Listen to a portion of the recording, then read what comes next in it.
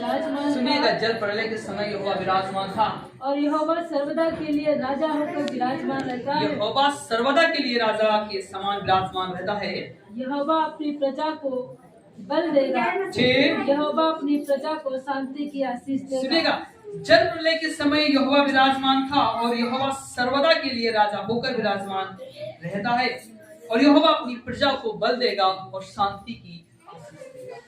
परमेश्वर आपको बल देगा। परमेश्वर नूह के जमाने में परमेश्वर था, आपके बाप दादाओं के जमाने में परमेश्वर था और आपके जमाने में परमेश्वर है। जब आपके बच्चे पीढ़ी जो आएगी उनके भी जमाने में परमेश्वर।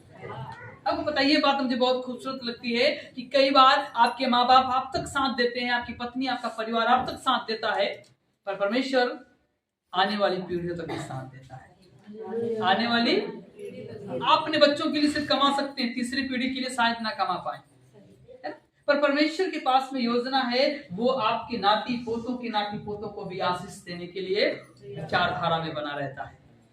जरूरी है कि आप प्रार्थना करने वाले हैं। यहोवा अपनी प्रजा को बल देगा और यहोवा अपनी प्रजा को शांति की आशीष देगा। बल कौन देगा? बल कौन देगा? परमेश्वर देगा, है ना। और शांति की भी आशीष परमेश्वर देगा। मैं आपसे गुजारिश करूंगा कि आप निराश हैं, आप दुख में हैं, आप संकट में हैं, कोई बात नहीं, आप प्रभु का धन्यवाद दें और परमेश्वर आपको एक दिन पार निकाल देगा। वो देख रहा, उसे पता है कि आप कितने कष्ट में हैं।